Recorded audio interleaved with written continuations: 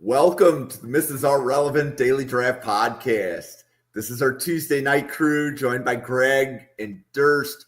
Dalton can't be here today. How are you guys doing? Doing great, man. Roll Tide. So did you guys see The Athletic? I think the article was yesterday where they were listing the college rivalries. Yeah. Durst, I know that you quote tweeted it, so I know that you saw it. Yeah. I was the one that's saying, how is Alabama and Georgia not on there at all? How is Alabama, Georgia not higher than Harvard, Yale? But Harvard and Yale go back to the beginning of time. So that's why that rivalry is listed. Alabama and Georgia did not have a huge rivalry until Georgia came back into the fold. Mm-hmm. Fair enough. It wasn't a huge rivalry when I was growing up in the 70s because Georgia wasn't anybody then. Alabama had rivalries with, Tennessee. It's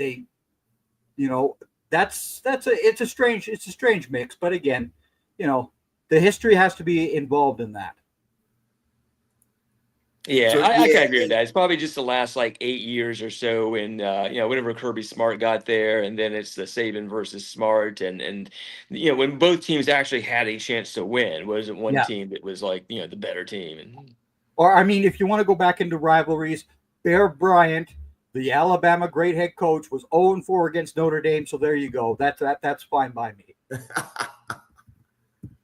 So from my standpoint, when I look at a rivalry, it has to be now.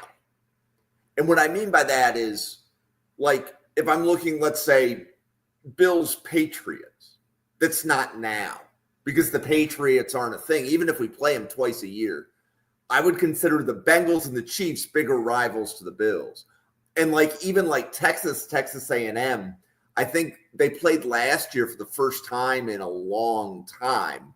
I would still consider that to be a big rivalry because that's state bragging rights for recruiting. You want to get into Texas and rivalries? We'll discuss TCU, SMU, and everybody else in that state because they all hate everybody. So, that is pure hatred. When I first went down to Texas in 1975 to see my first Thursday game, and I said to my Aunt Martha, well, the University of Texas plays this week. Don't you mention those Longhorns in this house ever again. Whoa. She was a TCU fan, and that woman loved her Horned Frogs. She loved them. So, yeah. Well, we could probably have a podcast just about college rivalries, but that's not why we're here.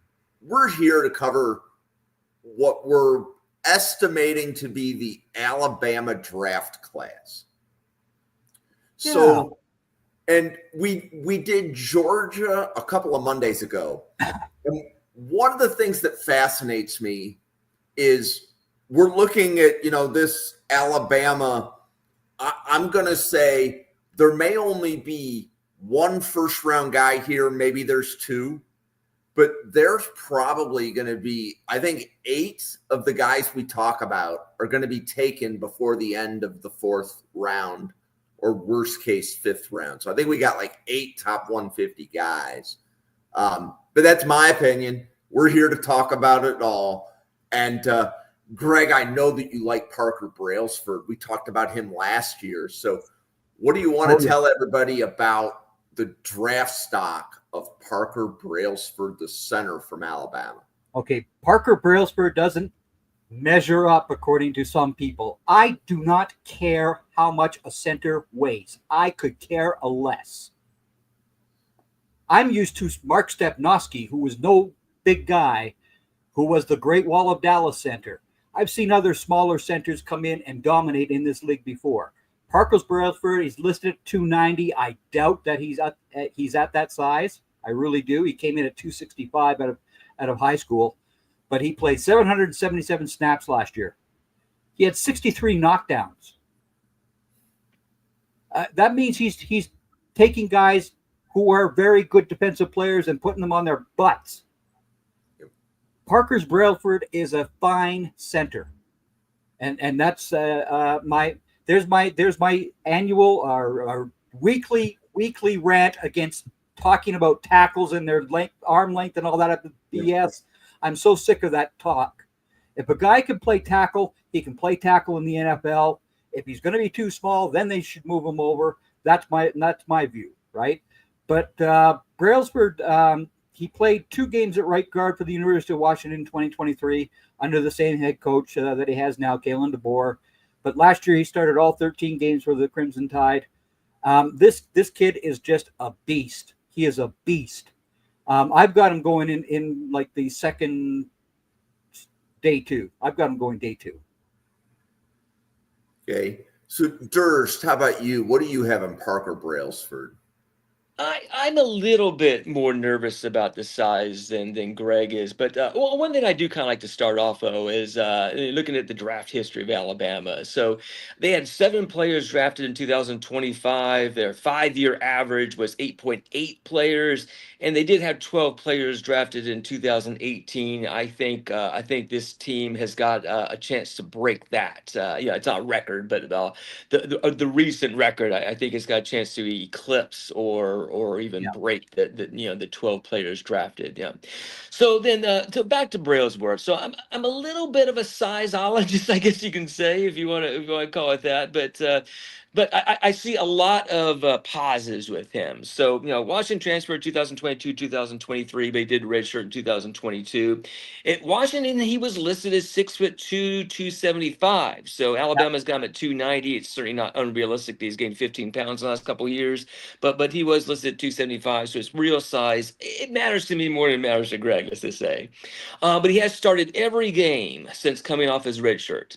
So, he's got outlier size. And while the moments are few and far between, I'd say that, he generally speaking is not a people mover in the running game. Again, there's some exceptions to that. But when you start looking at comps for him, and unless you're trying to look at, the 80s Dallas Cowboys or whatever, Sid Wisniewski was there. Tyler was the Linderbaum. Great Wall of Dallas in the 90s. Is it 90s? Okay. It's in the 90s. So in terms of recent history, I mean, you could look at Jason Kelsey. He came in very light, and of course, but I hate to call, to comp anybody to Jason Kelsey because he's been the best center for such a long time. And then you got Tyler Linderbaum. But then you start looking at downside, and what if he really is like 6 foot or 6'1", and what if he is 275? Then you start looking into that, Willie Lampkin territory, the North Carolina guard who actually was 5'10", but he ended up not getting drafted at all because of his size, because certainly his film was awesome. So upside Tyler Linderbaum, downside Willie Lampkin. So he wins with leverage, technique, and athleticism. And when I say athleticism, PFF has now got this score they cleverly call the GAS, and it's the in-game athleticism score, and he scores in the 100th percentile of that. He stays balanced in pass pro. He's got rare reactionary quickness, and he does an excellent job at shuffling his feet to stay in front of defenders. So when people try to go to the right, he shuffles, they go to the left, they try to get by. Nobody can get past this guy. His reactionary quickness, his ability to move his feet is almost like, if he was lighter, he'd be like a cornerback or something like that. So he's a really rare athleticism that shows up on the field. So while he doesn't need it often, because he doesn't get beat often, he's got rare ability to recover the few times he does get beat. So I can definitely see that some team would be excited about him, but I don't think he's very I think he's kind of scheme specific. There's going to be some teams I do think are going to have the guardrails in place, and some key teams are going to want somebody a little bit bigger than he is. But I'm excited about the guy. I do have him as a day 2 guy, and it's interesting. Usually you get like one of these guys like every 5 years, but we got him and Logan Jones that are like almost the same guy. Logan Jones from Iowa. Yeah. I was going to say that this isn't the only undersized offensive lineman we will be talking about this draft cycle, because Logan Jones fits that. How big was the gentleman from Oregon? Was he normal size? He's decently big, yeah. Okay. I think he was 295. Right. So still not hitting the 300-pound threshold, right? 'Cause Right. I think for centers, people tend to like there's like a 305-pound threshold, right? It's like you want to see them to be above 300 tends to be what people prefer. Yeah, but In again, general. that's the generalities. I mean, and like when I talk about tackles, Penei Sewell's got less than 33-inch arms. Oh, the guy plays a damn fine left tackle. I mean, it's just that it's just that the size that everybody always wants for these guys has to have this measurement. I find that idiotic. I just find it totally idiotic. Yep. So one of the other things we were talking about in the Draft Professor chat is, let's say, the demand for centers. Right. In that, so Bill has it here in the chat. So Bill, thanks for stopping by. Always, if Bill's not in front of the camera, he's behind it. So Bill, it's awesome to see you here. So thank you. But we had a conversation in the Draft Professor chat. I know that Bill Sparks was involved with that. Sam Teets, Durst and Greg. I don't know if I saw you interacting at that moment in time, but essentially what we were saying is the center position from a draft value standpoint, because if you're center, there's only one of them on the field, and a first round grade usually means immediate starter. The number of teams that would go into the draft needing an immediate starter at center is low, which means that they tend to be pushed like outside the top 64. Oh yeah. Yep. Right. So even like, because Linderbaum, I believe, went round 1. And yeah, I think he went to the Ravens at 20 he was 25th, I think, that year. Yeah. And then Sam Teets was able to pull out like a center that went in the top 13. I don't remember who it was. But that was the Browns. Okay. The Browns took a center early that year. Yeah, I think Browns did it twice, right? It was like Billy Price, and then they. Oh no, was it the Bengals that did the other Ohio State guy? Right. Yep. So the reason that I'm pointing this out is Parker Brailsford is in contention to be center 1. Depending on who you talk to, he might be center 1, might be center 2, might be center 3, between Logan Jones, the Iapani from Oregon, Parker Brailsford. I think I've even heard Connor Liu. Sparks. Do I have that name right? Yeah. Jake I think Bill likes Connor, but yeah, Brailsford. Go ahead. But again, we also have all these NFL teams now who decide that these guards need to become centers. So, if you're a natural center, you're going to get pushed down that draft board because there could be a guard who has positional flexibility, and there you have it. If that, Browns took a center from Michigan around with Steve Levitt. That's right. There it is. Yep. I knew the Browns did that. Yep. So we have a favorable draft rating on Parker Brailsford, center from Alabama. We're gonna call it, like right now, we're calling him a top 100 player. We had him in the top 100 last year when he chose to go back to school. So yeah. I don't see any reason that his draft stock would have decreased. No. So that being said, Alabama has some other offensive linemen. The next one we're going to talk about is guard Jaden Roberts. So Durst, do you want to kick this one off? So he is actually my favorite Alabama prospect on my Alabama specific big board. Last year, in the summer scouting, and I actually said I think he could end up being better than Tyler Booker by the end of the year, and I'm not so sure he quite got to that point. So he had some regression, and I think it was the penalties and the total number of pressures he gave up. But yeah, so Jaden Roberts is a very big guy. Like we got a little. Alabama's offensive lines like this guy may be a little too big. This guy may a little bit too small, and Jaden Roberts was just right. So he's like 6'5", 325. So I wrote down Roberts combines the frame and length of an NFL offensive tackle with freaks list athleticism. He was on Bruce Feldman's freaks list primarily for his weightlifting prowess, not for like speed or agility types of things. His film is littered with knockdown blocks, and he has the mauling mindset to finish blocks to the ground. Roberts will normally win the arm length battle. Again, his frame. I think a lot of colleges would have played him at offensive tackle. I really think he's got that kind of skill set. But he would normally win the length battle, and once he gets his hands on you, you're under his control. He knows when to peel off his first block and get to the secondary target, and then he has athleticism to reach block pulls and to get on the second level. Now, my concerns, because not a perfect prospect, I don't have him as a round one guy. He occasionally gets fooled up by sort of the changeup. So if pass rushers start kind of doing a little bit of a hesitation or kind of like am I going, am I not going kind of thing, I think he gets kind of fooled by some changeups, and occasionally he'll get beaten by just clean out beaten by speed and quickness. But that's kind of a rarity thing. So Robert's size will occasionally work against him, cause him to play a little bit high in his pad level, and sometimes struggles with some balance and body control because he's kind of playing tall. Additionally, every snap of his career has been at right guard, so that kind of limits his versatility for some teams that may be looking at can he play this, can he play that. He may look like an offensive tackle, but so far he's only played right guard. So both his total hurries surrendered and his penalties did increase from 2023 to 2024.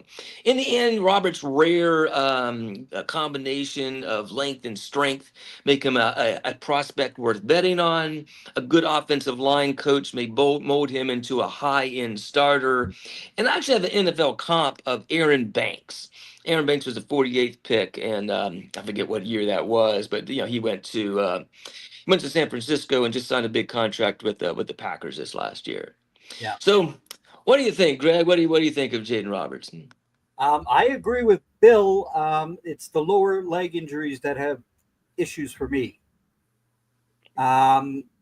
If you can't keep those legs healthy, you're not going to be out in that offensive line for very long, right?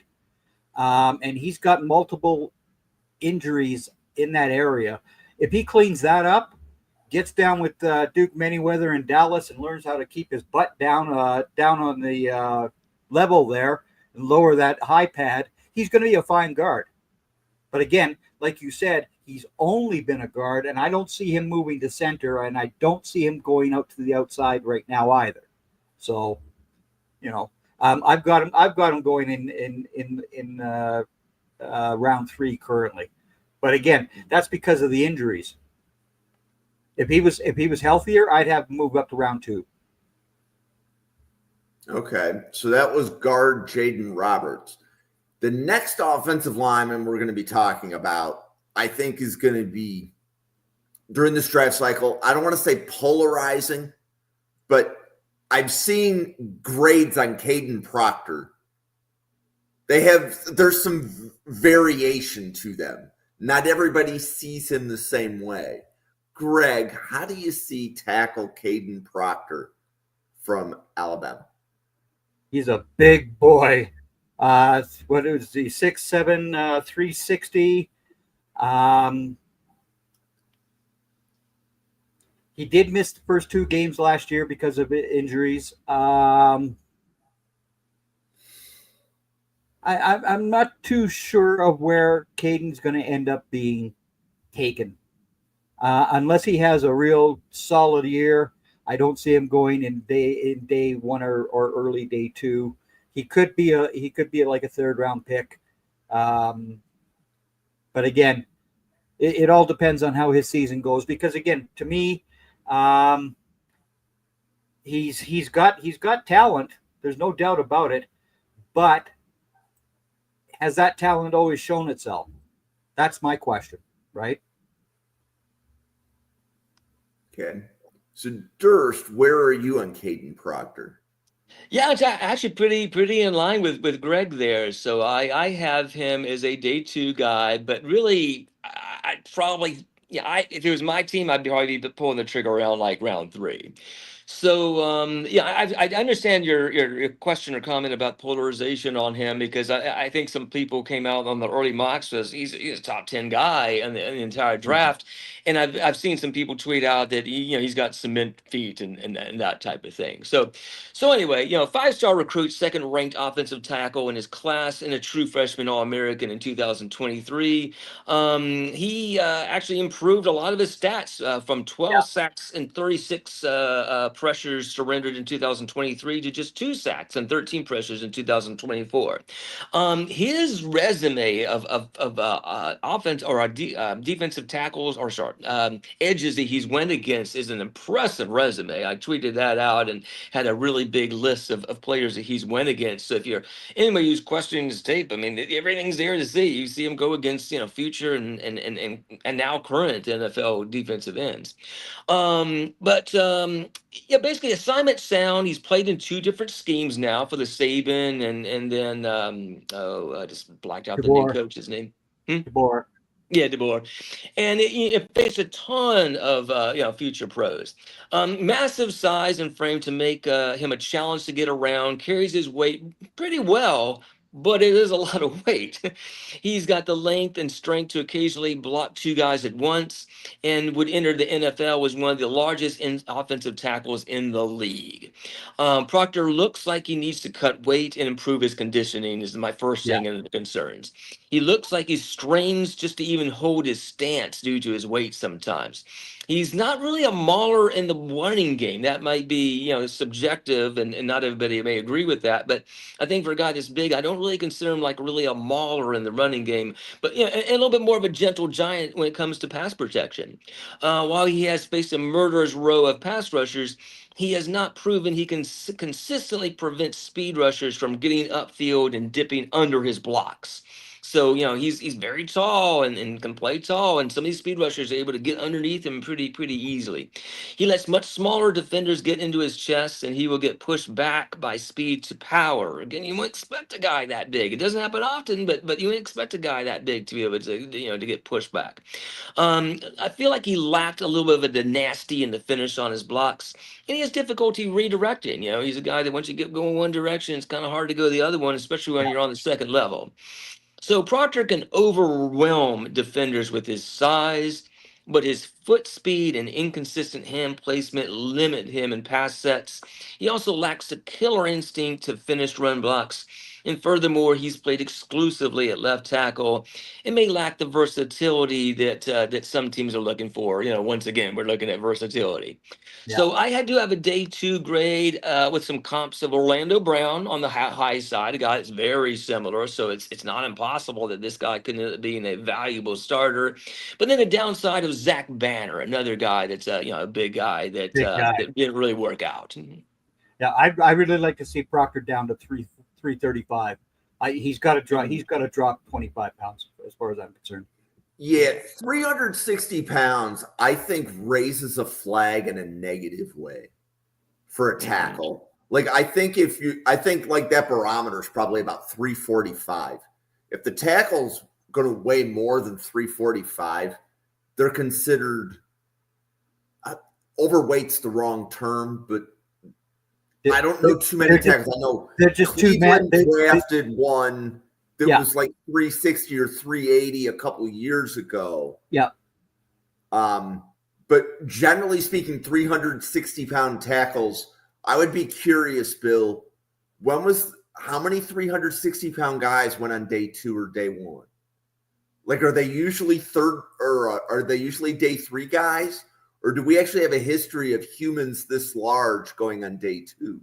Well, we had Falafel, the big boy from Minnesota, who's now a guard, the 6'8", 370-pounder from Minnesota, who's now playing guard for the Ravens, right? So, I mean, yeah, these guys do come in, but their size is just so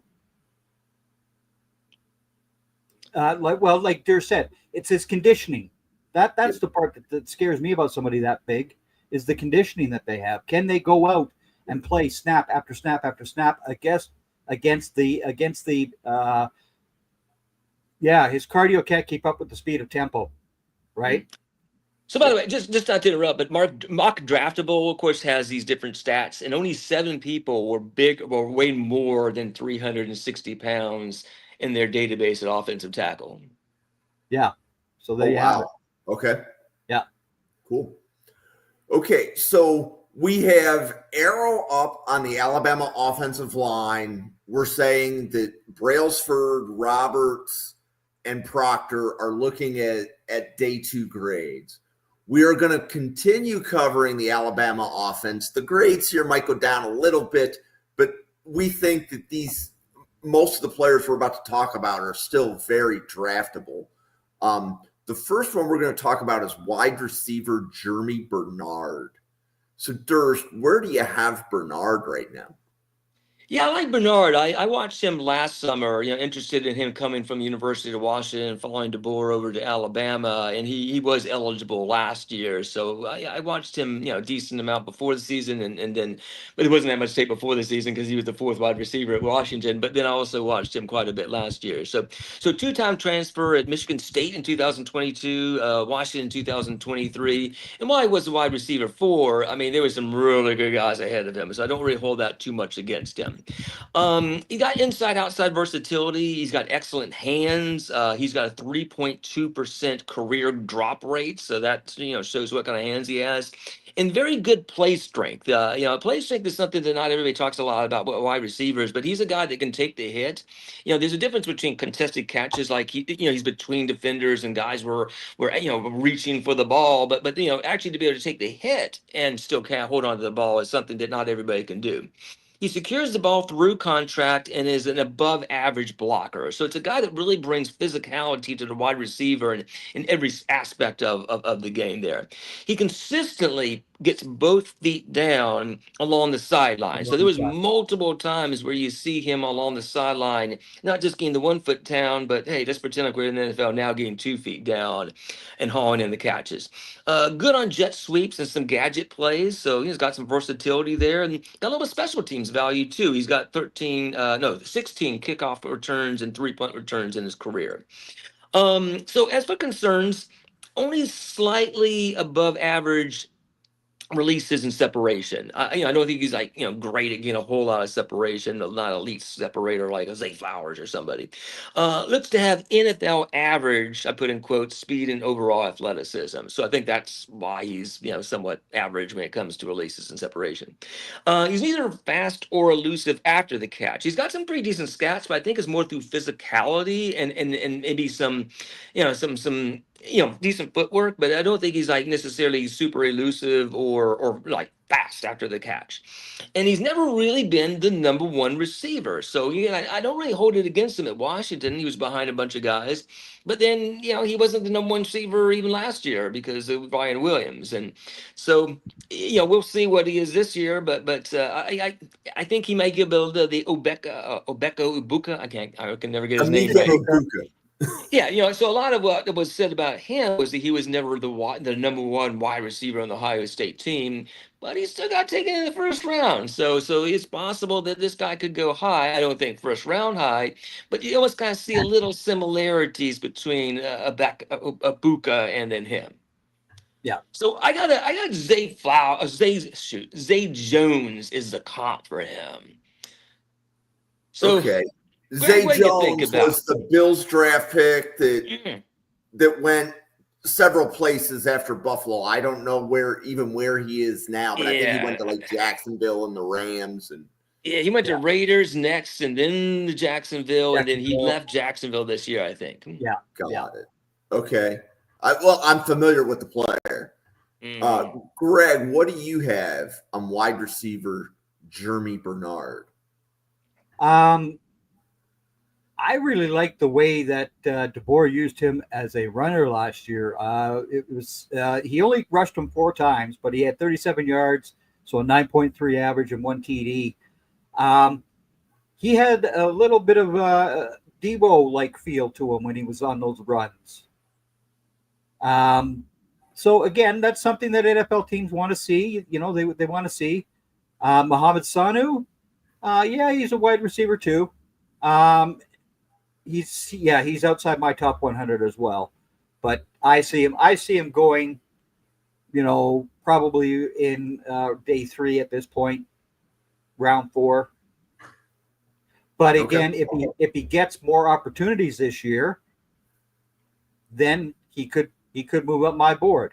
Again, that's what I've got with so many of these guys, because we haven't seen them play as many snaps as others and all that other jazz, right? So, yep. And for the audience, like, as we're looking to build onto what Greg just said, so we're kind of saying, okay, we see them as a day 2 or a day 3 player. We still have 14 college games. Most of these guys are going to be playing between 12 and 14 more games.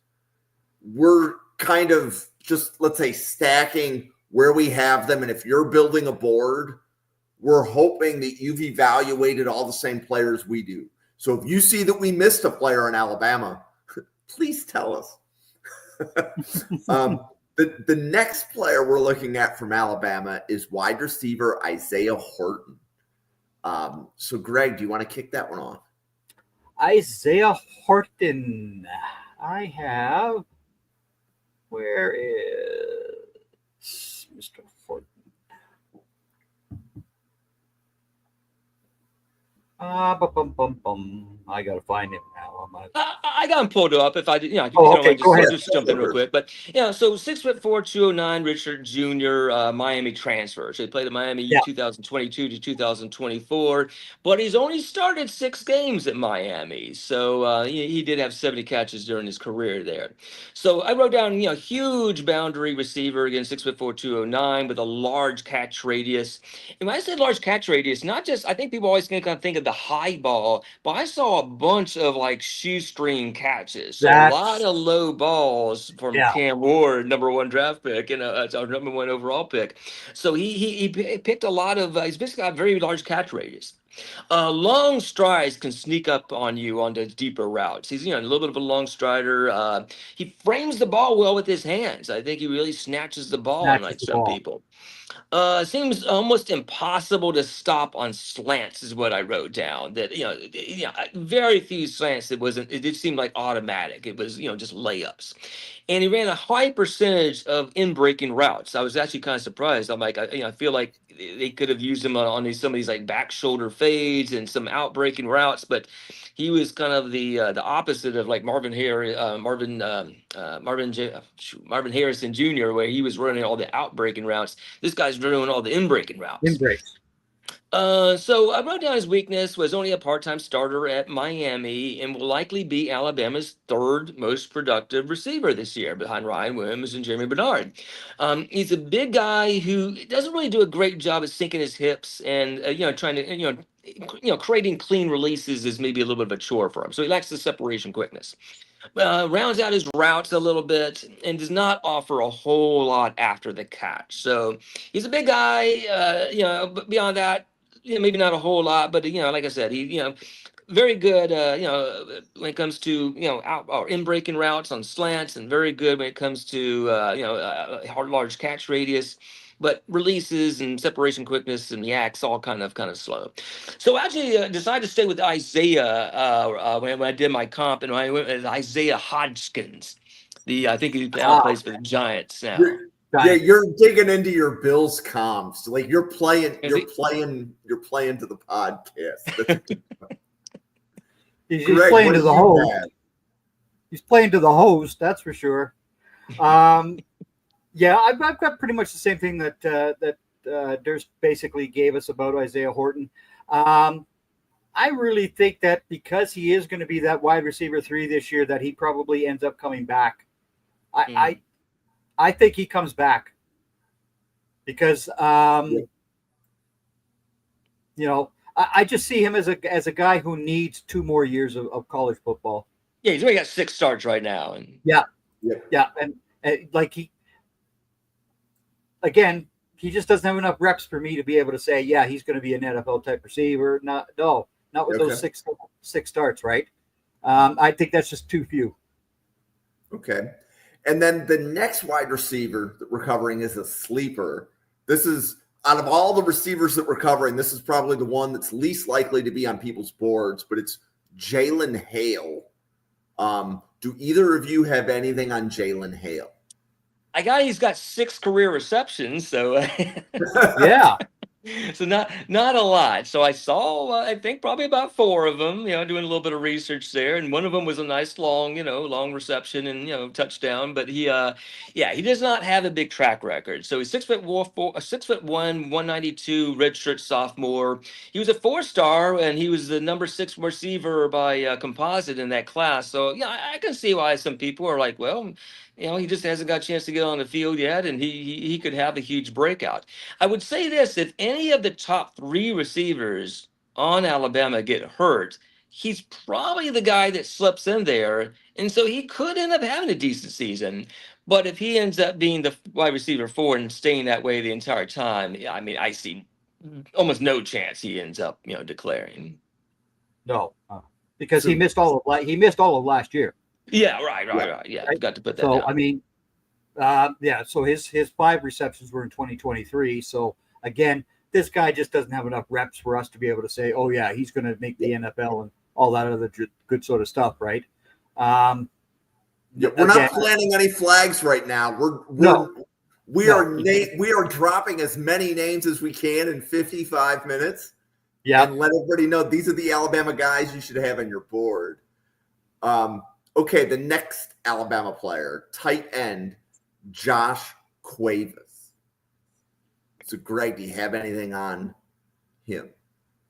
Mr. Cuevas. He's another former Washington Husky.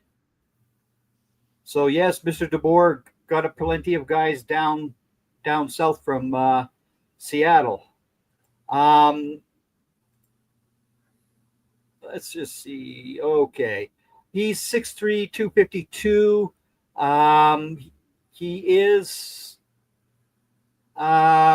He played in all 13 games last season on special teams and on offense. I think currently he would be a player who could join an NFL team based upon his special teams ability. Because again, he just doesn't have enough. He doesn't have enough real catches out there for me to say that this guy is going to be the next Travis Kelce. Yeah. He just doesn't. He doesn't have those numbers. He just doesn't. Yep. So, Durst, what do you have on Cuevas? Yeah, well, I put it this way. I only got 2 strengths, and Greg already named one of them. I wrote down soft hands and work on special teams may get him drafted. So he actually has a couple of pretty impressive catches. I forget what game it was, but he did this one really nice one-handed catch. It was kind of like it was like way too far in front of him. He kind of reached out there and got that, and it was a pretty impressive catch. I just don't think he's a really an NFL level athlete. I don't think he's as good as C.J. Dupree, who was undrafted last year. And so this is a 0-star recruit. Not only did he go to Washington, but before that, he was at Cal Poly for a couple of years. And so weaknesses was missed tackles forced, may not be an NFL caliber athlete, lacks quickness and explosion. I have him as a fringe draftable guy, but with C.J. Dupree being gone, I think he's got the way, cleared the way for it to be the starter this year. But I don't think he's an exceptionally good blocker. I don't think he's very explosive, and he's got soft hands and can play special teams. So, fringe guy for me. Okay. And the last Alabama skill player, running back Jamarian Miller. Durst, do you want to kick that one off? Yeah, so this is a guy I'm actually a little bit more excited about. So he enters his senior season with 1,092 yards rushing and 21 catches. But I think the key is gone are both quarterback Jalen Milroe's 168 carries and running back Justice Hayes, who transferred to Michigan's I don't think I have this right. Is only 79 carries for Justice Hayes? Yeah, that's what I wrote Yeah. down. So I think there's Yeah. gonna be a lot of carries available for him. Now I'm sure they got some. I'm not all in the Alabama recruiting. I'm sure they got some young guys, and I'm sure it's not going to be just a he's just going to be the bell cow. I'm sure there's going to be a committee backfield, but I think he's going to get his opportunity this year. So I wrote down good size and frame. He's 5'10", 218, a good vision and patience. He's able to string moves together with explosive lateral cuts. Has good pad level and will finish the runs with a downhill or a forward lean when he finishes his runs. He's got soft hands and he routinely beats defenses on wheel routes. I'm not so sure I've ever seen so many wheel routes by a running back. And a very good contact balance. So he did some blocking when Milroe did a lot of quarterback design runs and a lot of quarterback power. And so there's been a couple of teams like Penn State, Notre Dame that did this. And so, Miller got a lot of run blocking reps that you just normally don't see from tailbacks and stuff. And I have it listed according to ESPN, he's got 0 fumbles in his career. So I'd love to see the ball security. Now, some concerns, his YAC, his yards after catch, has decreased each of the last 3 seasons. And my research says that he ran a 4.66. I know Greg doesn't like 40 times, but I do think he's got questionable long speed. I think he's got some acceleration and burst, but questionable long speed. So I'm as a 3rd, 4th round guy, like basically a fringe top 100 guy. I don't love this comp, but I comped him to DeAndre Swift. So what do you think, Greg? What do you got on this guy? I comped him to the same player as you did. No, Okay. I love this comp. Yeah. Yeah. DeAndre Swift is who I comped him to. Wow. Okay. Yeah, it was just like, okay, that's who I put down as well. He's gonna get more carries this year because, of course, Milroe's not going to be running amok. I've got him listed as a 5th round pick. However, I just don't like his long speed, like you said. There isn't any. And it's not that I don't like the 40 times. I don't like the 40 times in their underwear. I want their chip speed times that we get now because the EA Sports is available. That's what you go by. That's what I'm talking about. I don't care what guys do in their underwear. I really don't, especially at running back. Especially at running back. And the draft professor who's leading the podcast is breaking down running backs is EJ. And one of the things that EJ he was big on this. He says it's explosiveness. That's right. Whether it's long speed or another trait, you need to see explosiveness to go on day 2. Yeah. You can find plenty of running backs that are just above average athletes. You can take them on day 3. And those running backs are a dime a dozen. So what I would be looking for from Jamarian Miller is explosiveness. Whether it's, short area quickness, power, finishing runs and falling forward. I think you mentioned that a little bit. Those are the things that are going to get a running back taken on day 2. You have to be explosive in some way, shape, or form. And if you want to hear more about that, Thursday nights with EJ starting in October, he's going to teach everybody about explosiveness because I had not heard anybody measure running backs the way EJ did. And his running back board last year was among the most unique boards I've ever seen because he says, well, if they're not explosive, he says, they're not making my top 10. He says, Ashton Jeanty had power and explosiveness. Yes. And that is a combination that the NFL absolutely loves. That's why he was picked 6th overall. Those are the things that you're looking for. And again, but Derrick Henry explosiveness is in one area. But that area he's very damn good at. Yes. Very good at. Because the guy carries six players down the field with him for 30 yards. But again, it depends on what people look for. And again, this is why I hate, and this is why the running backs, what was it, 3 years ago at the combine, all refused to run the 40. They all refused. So we just covered 7 Alabama offensive players. We had 3 offensive linemen, Bernard and Miller, is likely with draftable grades. So 5 out of the 7 we think have solid draftable grades, with 2 of them probably wanting to go back to school. Yeah. We are now going to flip to the defense. My opinion is the Alabama defense might be slightly more loaded. I think we're going to get some first round buzz out of a few of the guys we're going to talk about. But I'm going to serve Greg up so Greg, here's your softball. Safety, Bray Hubbard. Oh, you're going to give me the safety? I'm giving you the safety. I know that's near and dear to your heart. Oh, because again, they're the smartest men on the field, kids. Which one are you giving me? Bray Hubbard. Bray Hubbard? Okay. Oh, and then you can do Keon Sam right after it. Go for it. Yeah, well, because I had the other one first. Okay, there we go. Whichever Bray one Hubbard. you want to do first, go for it. Yeah, Bray Hubbard. Let's just see here. Here we go. All right. He's 6'2". He is a junior, so I mean he can come back for another year as well. He weighed 208 pounds. He played in all 13 games. He started 6 games at safety last year. He had 3 interceptions, including and had 57 tackles. Only 1 for a loss. Again, a limited amount of time out there. He needs to have a very big season, as far as I'm concerned, to be a higher round draft pick. Okay. And then, of course, I also have Keon Saab. Keon Saab. Okay, so Saab is a player I do like a lot. He's a redshirt junior as well. He was 6'1", 205.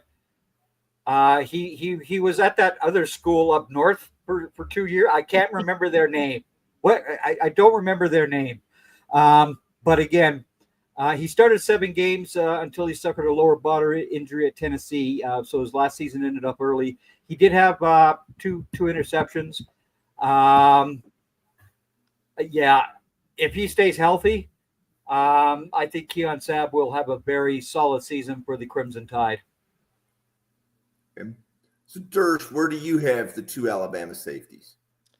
Well, so Hubbard didn't start until Saab got injured, and he had a season-ending foot injury. So I mean, at least the coaches thought that Saab was better. But Bray Hubbard had the highest PFF grade on the team, or at least of the guys that of the 20 guys I researched.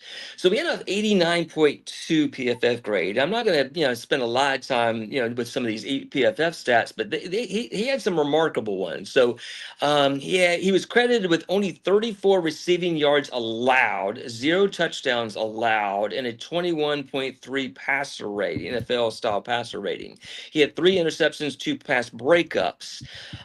He's got very good size. He's 6'2", 208 with a quick trigger, good range, and he's an excellent. I think he has excellent ball skills. He's also pretty amazing on run blitzing. I saw at least twice there where he's almost like an edge, and he's coming off the edge, but it's not to sack the quarterback. It was to basically tackle the running back before he even got to the hole. So he's really good at that. And the one interception he had against Missouri where he jumped over 2 people and got his feet in balance was really a spectacular play. So I mean, this is definitely an up and coming guy that's definitely going to be starting this year. But he is a redshirt junior. I think there's a good chance he comes back unless he has a remarkable season. Now I do do feel he's somewhat linear. And what I mean by that is I think he's got good range. I think he's got good, trigger and coming forward as a downhill, run enforcer. But I think he's a little bit linear. I feel like his missed tackles was when the ball carrier, wide receiver, or running back, or even quarterback made like a last second move. I think he had the reactionary quickness or reactionary athleticism might be just a little bit lower than what I'd like to try to see and stuff. So I think I kind of figured him out with that. He's been very good when it comes to linear speed, but not so good when it comes to real shifty guys and stuff. So then over to Sab, he's a guy that's probably more of a sure thing. He's as Greg said, also a fourth year junior, but a little bit more of a track record. So 5 games started for the 2023 national championship team. I know Greg doesn't like to say it, but I'll say it, Michigan. And so he started 5 games for that team. Okay. And in 2024, he started all 7 games prior to breaking his foot against Tennessee. So he sees the ball well, really good click and close, really good length and range for safety. He's a good form tackler, tracks the ball well. I think he's a good blitzer. I saw a couple batted balls at the line of scrimmage. It seems like he's got a knack for. He's got some really good competitive toughness. In the game that he broke his foot in, he actually came back after breaking his foot and played a little bit and stuff. Yeah. So really good competitive toughness. So I have him as a fringe top 100 guy. I think this is shaping up to be kind of a deeper safety class. And then Bray Hubbard, probably more of a mid-day 3 with some chances to work his way up the depth chart or up the safety rankings. Okay. So the next player we will keep in the defensive backfield. And again, I think this is a polarizing player based upon the draft professor chat. I know that Josh Townsend has Domani Jackson round 1, and that's going to be a true first-round grade. And this is based upon what the grades were on Jackson last year. But I also know there's other draft professors that barely have Domani Jackson in their top 100. So Durst, where are you on that spectrum with Domani Jackson? Oh, I have him definitely as a top 100. I don't have him in the first round yet, but I can see where he's going with that because this guy's got the prototypical size, length, and athleticism you need in a boundary corner. He's got great speed, timed at the 10.25 second 100 meter in high school. I got estimated time is right at the 4.3 mark in terms of the 40-yard dash. He's a little bit more mirror matched or soft press. Like he's not quite as in your face as Kool-Aid McKinstry was, but he's he's just a really good boundary corner. I should have said USC transfer 2022 2023. He started 11 games for USC and then all 13 games in 2024 for Alabama. Let's see. I wrote down he reads the quarterback's eyes and route concepts really well, especially that one interception against Georgia where he kind of shifted right between 2 people, and I think that was the first interception that Carson Beck threw in that game, if I remember right. Good reactionary quickness and has flashed some corner blitz ability. Sometimes you get these man corner, and they, they're not really that tough, but I think he's shown some toughness. I think he's, got some solid tackling ability, and I've seen some corner blitzes. So I like, I'd say I hate to say everything about him, but I think he's going to be one of my higher rate corners when I finally get to ranking those guys. What do you think, Greg? Greg, how about you? I'm in agreement with Durst. I have him currently in my top 100. Again, he played for Fight On, so I mean I don't like that school either. Oh, do I have much bias out here? Being a Notre Dame fan, Fight On is history. We don't like each other, so there you go. But again, his pick against South Carolina to finish off that game. And he returned that ball 38 yards. That was a beautiful, beautiful pick off as well. I've got Domani.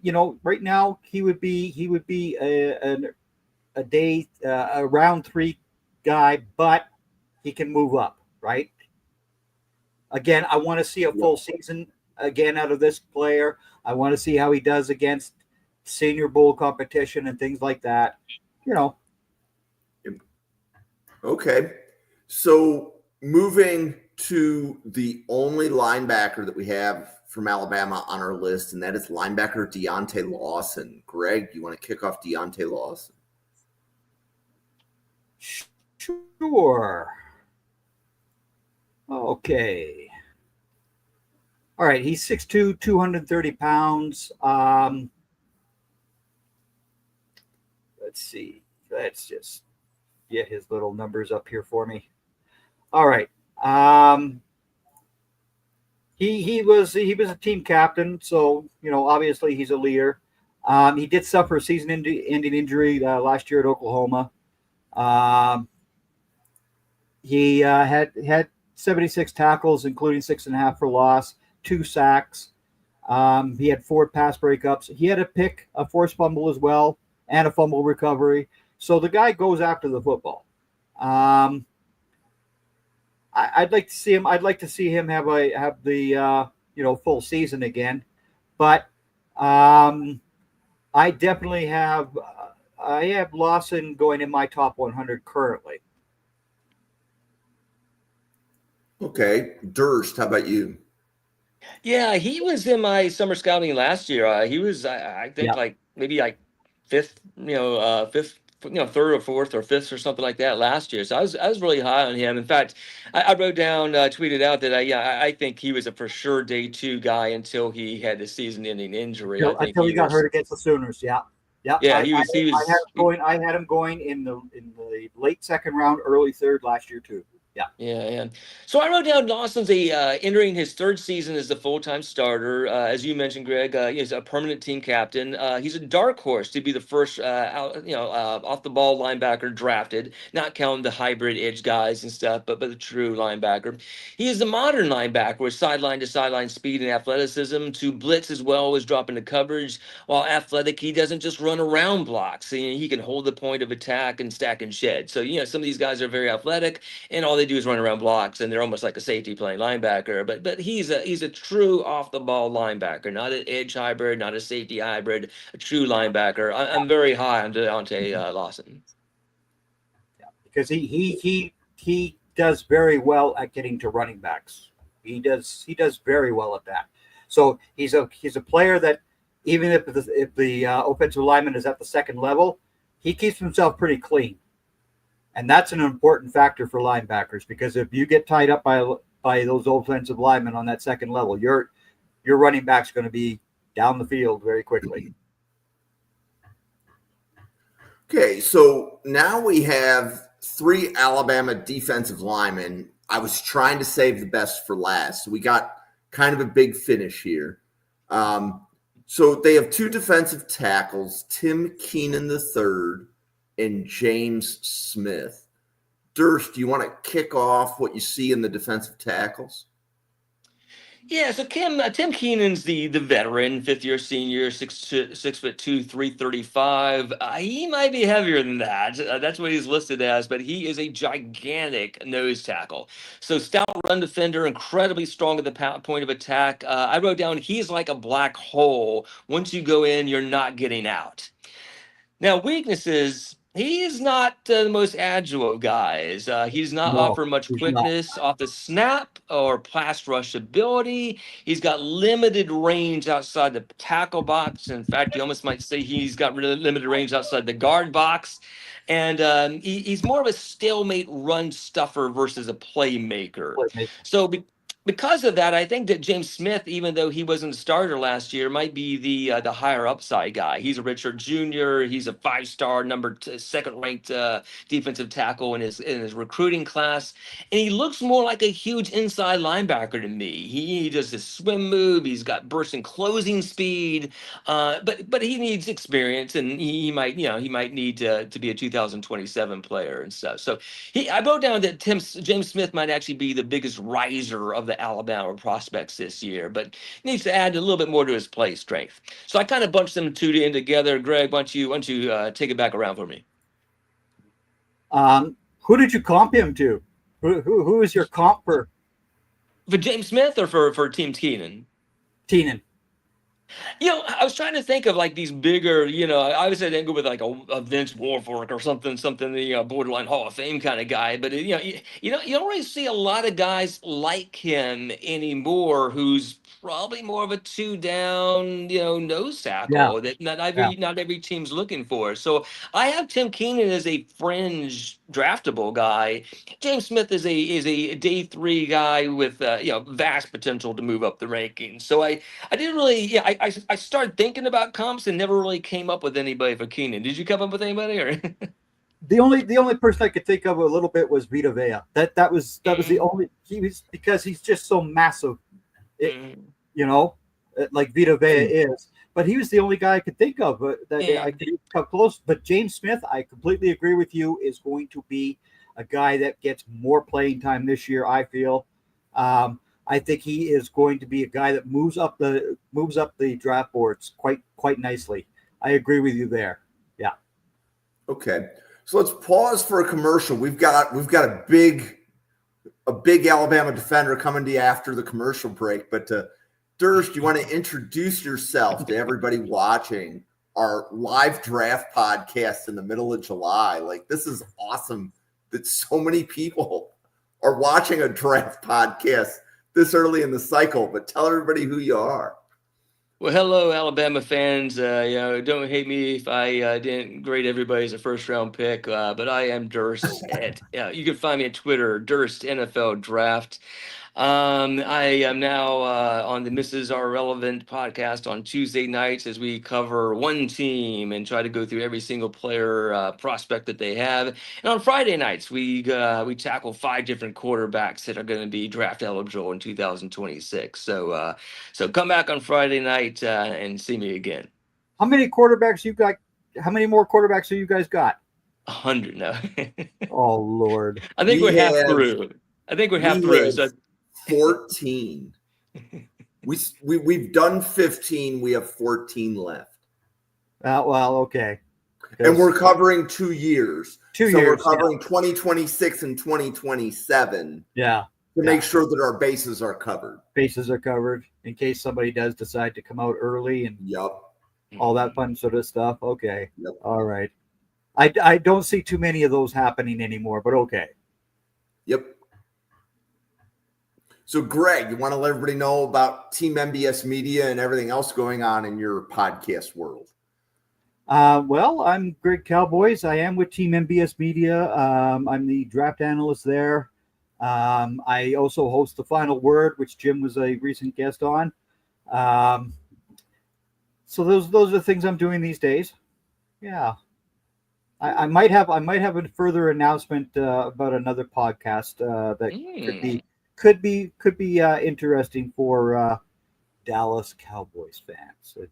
There you go. Yeah. The draft show. Yeah. So you can follow the channel right there at NFL Draft Fanatic. No, I am Fanatic. The best thank you can give if you just do one thing is hit subscribe on YouTube. So most metrics start with YouTube subscriptions. So and then the like. Yep. And hit the like button. So if you're enjoying this content, I have good news. We're here every day. Some of the people in the seats next to me change, but we're here every day with draft content of some type. So right now in the month of July, Mondays and Tuesdays, we're going to break down an individual college team. So if you're a Notre Dame fan or a Clemson fan, those podcasts already exist. Go back and watch them. We're breaking them down the same way we just did Alabama. Wednesdays and Thursdays, we are breaking down NFL team schemes and then correlating the draft evaluations to the scheme. So, for example, if we say a team like Miami does outside zone scheme, what does it tell us if one of their offensive linemen did not have an outside zone pedigree on the scouting report? Are they changing their scheme? So we go into discussions like that. As Durst says, on Friday, we break down 5 quarterbacks. So that'll carry us into the early part of August. In addition to that, this week is our first Sunday podcast.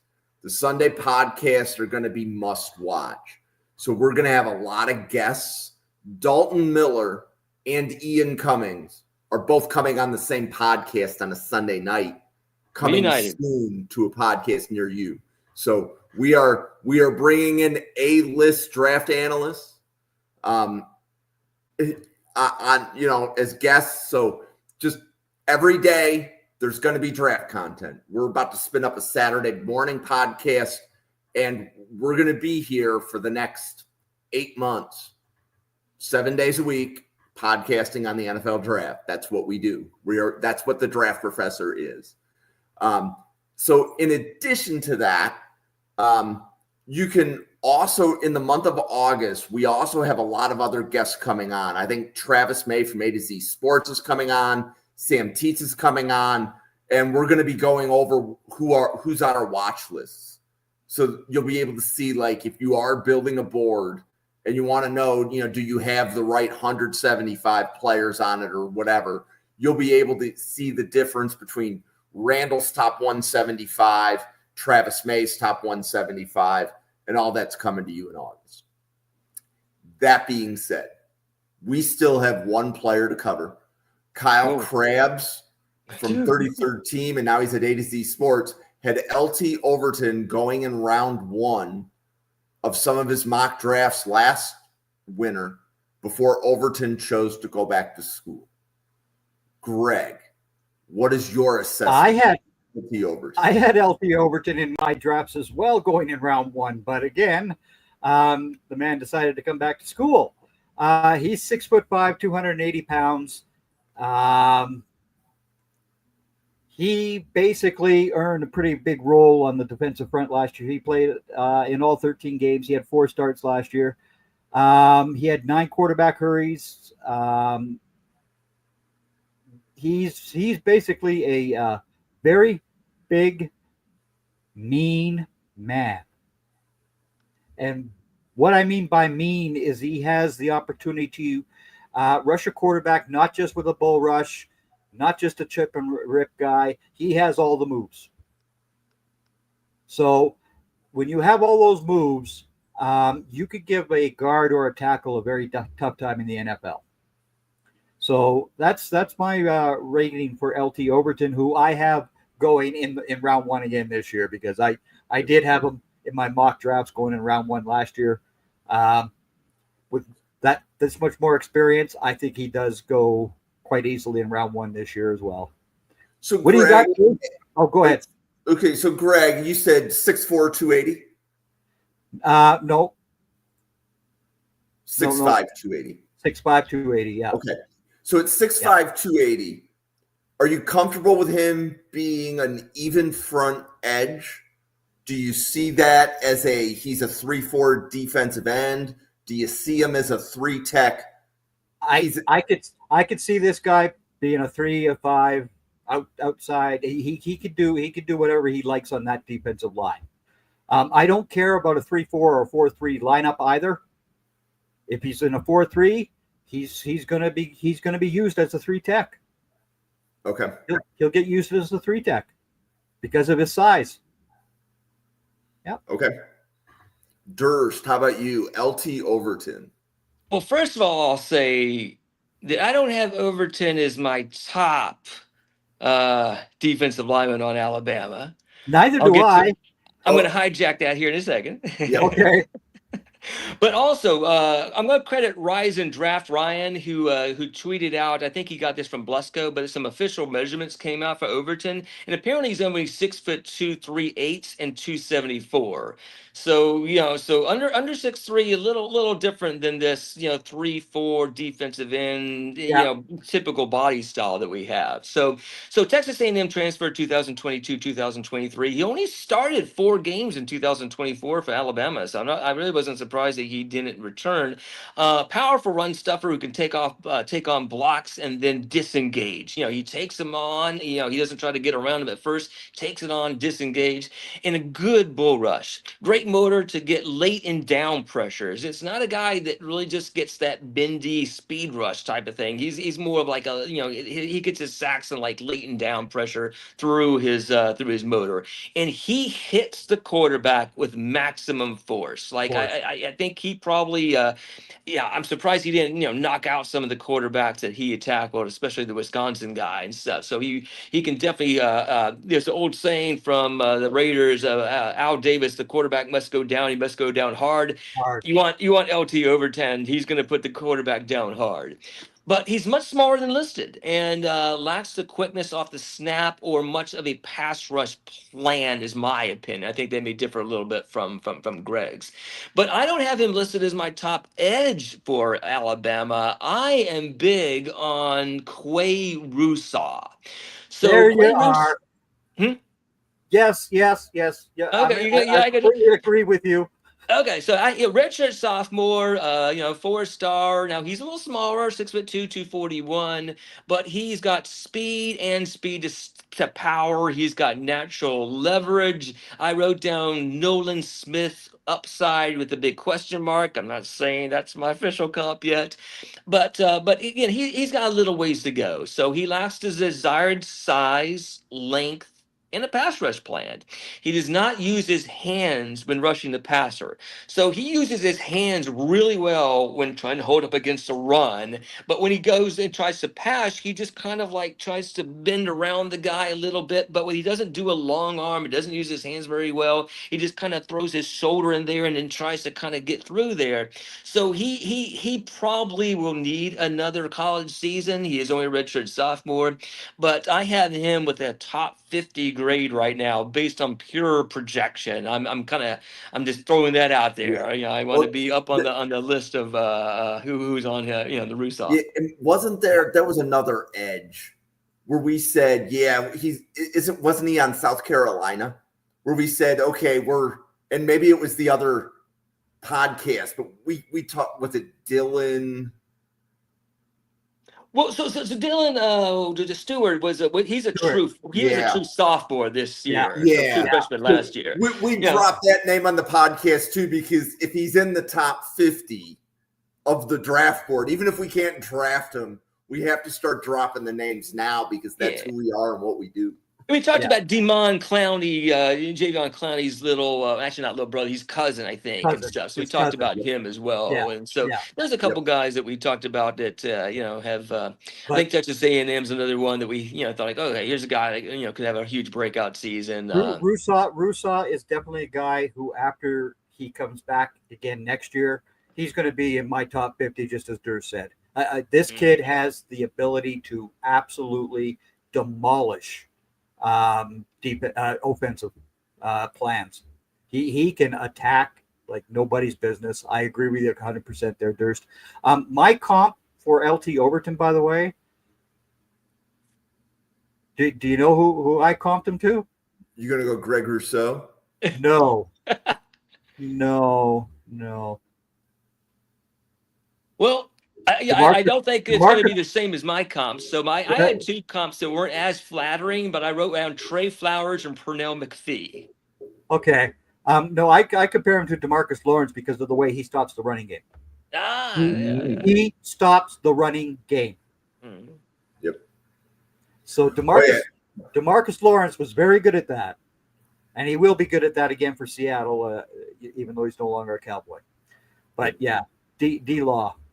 And I like how it feels like we have some consensus on Overton, one of the better players in the draft class. I also so I'm not big on top 10 lists, top 20 lists. So we have some podcasts where we do that because I think that's how a certain portion of the audience consumes the content. They need a list. If you don't give them a list, the podcast doesn't flow. Those are also the guys who only watch night one. Yeah. That's the people who need a list. They watch the top 32 picks and they're done.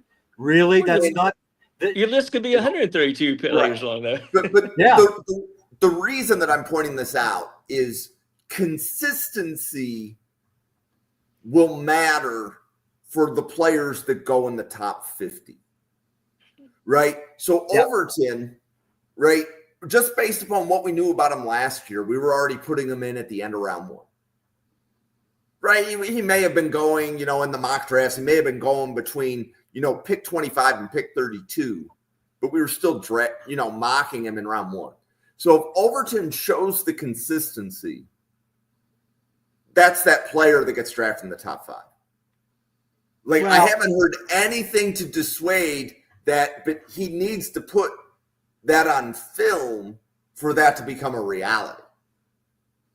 Right? But it's within, like, Greg, you could see it within Overton's game, right? That he could be a top 5, top 10, but he has to play consistently every week at that level. Yep. And again, that's why I keep saying to everybody in the Draft Processes chat room, don't put a number on these kids yet. Do not put numbers on them. Please stop doing that because we haven't seen them play. This is their senior season. This is their junior season. We haven't seen these kids out there enough to be able to say that this kid's going to be the number 1 draft pick. Huh? No. Well, so first of all, I try not to control the group because that's almost a mob, right? There's 82 people. If you're new to Draft Professor, we have 82 podcasters like Durst and Greg. Now, there's 22 of them, which are my favorite because those 22 are the ones that show up once a week. Or if you're like Durst, you show up twice a week. I'm in his top 10. I'm in Jim's top 10 list. Yeah, so you made my top 10. You definitely made my top 10, and you're closer to 1 than you are 10. Right? This channel functions because 22 people have committed to showing up once a week, right? That's what makes the channel hum. But we have a group chat, so if you like chatting about the draft, finding out what people think about the prospects when we're not podcasting or you're not watching a podcast at 9 p.m. every night, just drop me a message. We can get you into the group chat, kind of thing. So if you like it when people talk draft, nearly everybody in that chat has content somewhere else as well, whether it's a Substack, NBS Media. In Durst's case, you see him on podcast twice a week. So that being said, we are 75 minutes in. We have covered approximately 20 Alabama players, and we think about 12 of those have a really good chance of being drafted. So for Durst, Greg, myself, the other 82 podcasters at the Draft Professor, thank you for watching, everybody. We will see you on a podcast again tomorrow night.